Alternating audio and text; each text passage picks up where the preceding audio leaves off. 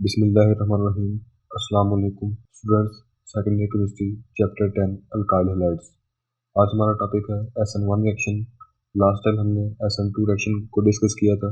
आज भी हम जो हेडिंग्स डिस्कस करेंगे वो SN2 जैसी ही होंगी, लेकिन उनके कंटेंट में फ़र्क होगा। चलिए स्टार्ट करते हैं। सबसे पहले इसकी डेफिनेशन देख लेते हैं। डेफिनेशन भी आपको शायद समझ ना आए, लेकिन जैसे जैसे हम आगे बढ़ेंगे इसका मैकेनिज्म देखेंगे, इसके एग्जांपल देखेंगे, तब आपको इंशाल्लाह समझ आ जाएगी। डेफिनेशन में है जी, the nucleophilic substitution reaction in which CX bond breakage and CNE bond formation occur one after the other in two different steps is called SN1 reaction।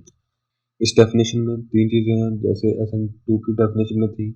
पहली है जी CX बॉन्ड ब्रेकेज, यानी कि कार्बन और halogen के जो दरमियान bond है उसका टूटना। दूसरी है जी कार्बन और न्यूक्लियोफाइल के दरमियान बॉन्ड, न्यू बॉन्ड का बनना। और तीसरी occur one after the other in two different steps. SN1 में ये दोनों रिएक्शन दो अलग-अलग स्टेप में मुख्तलिफ स्टेप में होंगे। SN2 में ये था कि CX बॉन्ड ब्रेकेज और CNE बॉन्ड फॉर्मेशन दोनों एक ही स्टेप में हो जाते थे, लेकिन अब इस SN1 रिएक्शन में दोनों रिएक्शन अलग-अलग स्टेप में होंगे। चलिए पहले जनरल रिएक्शन या इसके एग्जांपल देख लेते हैं। एग्जांपल है जी CH3 × 3Cl + KOH। एक एक्वस मीडियम है, KOH बेस है। जब ये रिएक्ट करेंगे तो ये बनेगा CH3 × 3OH + KCl। ये इसकी एग्जांपल है। इसका हम मैकेनिज्म आगे देखेंगे कि ये कैसे रिएक्शन परफॉर्म हुआ है। मैकेनिज्म है जी, it is two step mechanism in this reaction nucleophile attack leaving group leaves in two different step. SN2 में ये लाइन ऐसे थी कि दोनों जो प्रोसेस हैं वो एक ही स्टेप में होते हैं, लेकिन यहाँ लाइन में सिर्फ फर्क इतना है कि दोनों प्रोसेस अलग-अलग स्टेप मुख्तलिफ स्टेप में होते हैं। Thus in this reaction, first of all CX bond break and then CNU bond formation occur। अब नेक्स्ट इसका जो है वो रिएक्शन देख लेते हैं। रिएक्शन के दो स्टेप।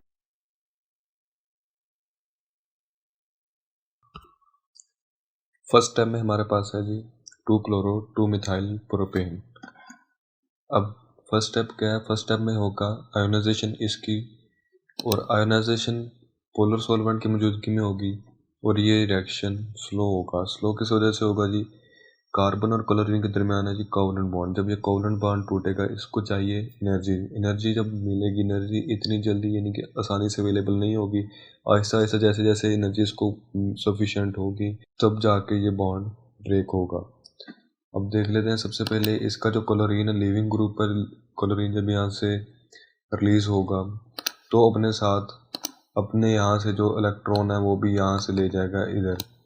तो अपने साथ जब लेके जाएगा तो इसके ऊपर आ जाएगा नेगेटिव चार्ज, और बाकी जो बचेगा वो होगा जी कार्बोकैटाइन। अब कार्बन यहाँ पर इलेक्ट्रॉन डेफिशिएंसी आ गई है, इलेक्ट्रॉन डेफिशिएंसी की वजह से यहाँ पर पॉजिटिव चार्ज आ गया। अब इसको अकेला कैटाइन नहीं कहेंगे बल्कि कार्बोकैटाइन कहेंगे। इसके बाद नेक्स्ट स्टेप है जी सेकंड स्टेप। सेकंड स्टेप जो है वो पहले स्टेप की निस्बत फास्ट होगा। फास्ट किस वजह से होगा? पहले स्टेप में थी बॉन्ड ब्रेकेज। बॉन्ड ब्रेकेज के लिए हमें चाहिए एनर्जी जो कि बॉन्ड को तोड़ सके, लेकिन सेकंड स्टेप के लिए हमें कोई एनर्जी की ज़रूरत नहीं है, बल्कि एक स्ट्रॉन्ग न्यूक्लियोफाइल है जो कि कार्बोकैटाइन पर रिएक्ट करेगा, अटैक करेगा, और ये अपना बॉन्ड इसके साथ बना लेगा। कार्बोकैटाइन के साथ ये जब अटैक करेगा तो प्रोडक्ट फाइनल बन जाएगा। अब प्रोडक्ट फाइनल बन गया। अब दोनों स्टेप कंप्लीट हो चुके हैं। इसमें कोई ट्रांजिशन स्टेट नहीं है, ना कोई इसमें हाइब्रिडाइजेशन चेंज हुई है। जैसे कि SN2 रिएक्शन में हाइब्रिडाइजेशन भी चेंज होती थी और सिंगल स्टेप होता था और ट्रांजिशन स्टेट होती थी। अब इस SN1 रिएक्शन में ऐसी कोई भी चीज़ मौजूद नहीं है। अब नेक्स्ट स्लाइड पर चलते हैं। नेक्स्ट स्लाइड में है जी फीचर्स ऑफ SN1 रिएक्शन। जैसे हमने SN2 रिएक्शन के फीचर्स पढ़े थे वैसे ही SN1 रिएक्शन के फीचर पढ़ेंगे, लेकिन उनमें थोड़ा सा कंटेंट का फ़र्क होगा। सबसे पहला फीचर है SN1 is two step reaction. अब इसने यहाँ लिखा है it is two step reaction.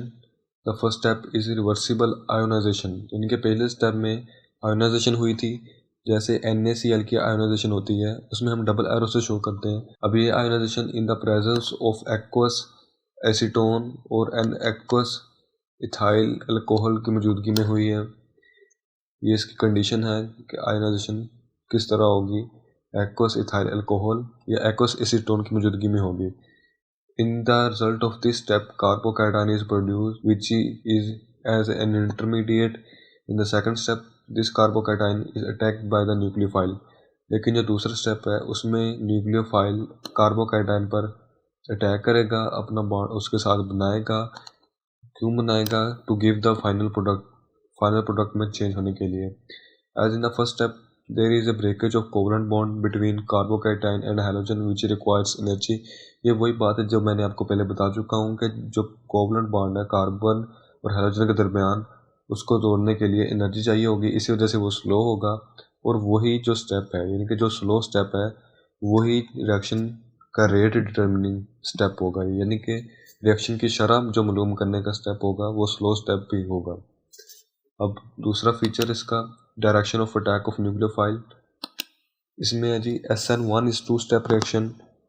The nucleophile attacks after the leaving group had gone, so there is enough space to attack the nucleophile on substratum and the nucleophile does not face any hindrance. SN2 में हमने देखा था कि जो new nucleophile है उसको थोड़ी सी मुज़ाहमत का सामना करना पड़ता है अटैक करने के लिए, क्योंकि वो सिंगल स्टेप रिएक्शन है। ये टू स्टेप रिएक्शन है, इसमें पहले लिविंग ग्रुप लीव करेगा, इसके बाद इनफ स्पेस यानी कि इनफ रूम मौजूद होगा कि न्यू न्यूक्लियोफाइल अपना रिएक्शन करे, अपना अटैक करे और उसके साथ बॉन्ड बनाए। सबस्ट्रेटम यहाँ कार्बोकैटाइन है। सबस्ट्रेटम जैसे मैंने आपको पहले भी बताया था कि इंजाइम और सबस्ट्रेट, जैसे इंजाइम किसी सबस्ट्रेट पर वर्क करता है, इसी तरह न्यूक्लियोफाइल जिस पर अटैक करेगा वो सबस्ट्रेटम कहलाएगा। अब इसका रिएक्शन देख लें। यहाँ देखें OH आपने जब लिखना है तो इसको एक OH को लिखना है, एक OH को नहीं लिखना, क्योंकि ये समझाने के लिए यहाँ लिखा गया है कि OH किसी भी तरह से अटैक कर सकता है, चाहे वो राइट साइड से अटैक करे चाहे वो लेफ्ट साइड से अटैक करे। जब ये अटैक करेगा आपने ये जो आगे प्रोडक्ट है वो भी एक ही बनाना है। जिस तरफ से आप OH को अटैक करवाएंगे उसी तरफ वाला प्रोडक्ट आपने बनाना है। अगर आप राइट साइड से OH को अटैक करवाएंगे तो आपने OH को राइट साइड पे रखना है। अगर आप OH को लेफ्ट साइड से अटैक करवाएंगे तो आप OH लेफ्ट साइड वाला जो मॉलिक्यूल है, कंपाउंड है, वो लिखेंगे। अब ये 50% रिटेंशन भी है और 50% इन्वर्जन भी है। SN2 रिएक्शन में 100% इन्वर्जन थी, यानी कि मॉलिक्यूल की जो सिमेट्री है वो रिएक्शन से पहले और रिएक्शन के बाद फाइनल और इनिशियल दोनों मुख्तलिफ थी। अब 50% ये अपने ओरिजिनल मॉलिक्यूल से मैच भी कर रहा है इसकी तरतीब, और 50% यानी कि 50-50 चांस है ये वैसा रह सकता है वैसा नहीं भी रह सकता, हो भी सकता है या नहीं भी हो सकता। अब इसके थर्ड फीचर देखते हैं। थर्ड फीचर है जी molecularity. The number of molecules taking part in rate determining step is called molecularity. ये डेफिनेशन मैंने आपको SN2 रिएक्शन में बताई थी, आपको याद होगा। अब यहाँ है जी as there is one molecule taking part in rate determining step so it has molecularity 1। जैसा कि आपने देखा था कि जो स्लो स्टेप है उसमें यानी कि फर्स्ट स्टेप, वही जो स्लो स्टेप होता है फर्स्ट स्टेप वो रेट डिटर्मिनिंग स्टेप था, उसमें एक ही मॉलिक्यूल रिएक्शन में हिस्सा ले रहा था, इसी वजह से इसकी मॉलिक्यूलरिटी भी 1 होगी। ये तो आसान सा फीचर है, ये MCQs में भी आ सकता है। अब चौथा फीचर इसका देख लेते हैं, रिएक्शन काइनेटिक्स या ऑर्डर ऑफ रिएक्शन। ये भी MCQ में पूछा जा सकता है, मैंने आपको SN2 में भी बताया था कि MCQ के हवाले से भी इम्पोर्टेंट है। इसमें देखते हैं kinetic studies show that rate of reaction depends upon the concentration of alkyl halide only.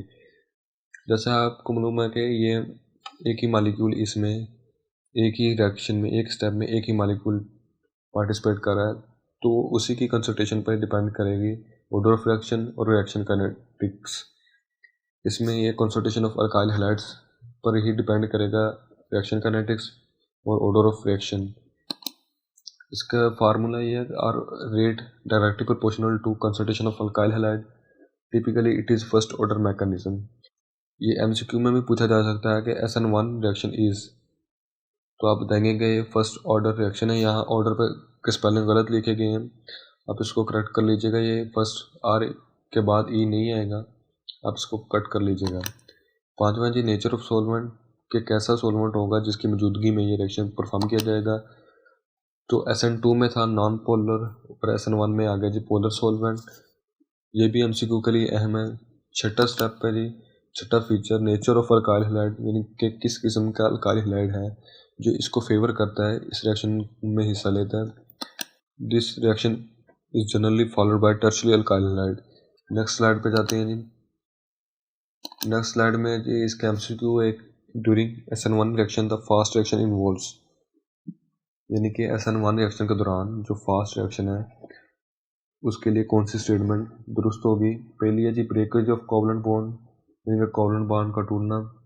ये तो हो नहीं सकता, ये फर्स्ट स्टेप है और स्लो स्टेप है और रेट डिटर्मिनिंग स्टेप है, तो ये गलत होगा। फॉर्मेशन ऑफ कार्बोकैटायन, ये ठीक होगा क्योंकि नीचे वाला जो है वो फॉर्मेशन ऑफ कैटायन है। आपने पेपर में इस एमसीक्यू के ये दो जवाब दे के धोखा नहीं खा जाना कि फॉर्मेशन ऑफ कैटायन और फॉर्मेशन ऑफ कार्बोकैटायन।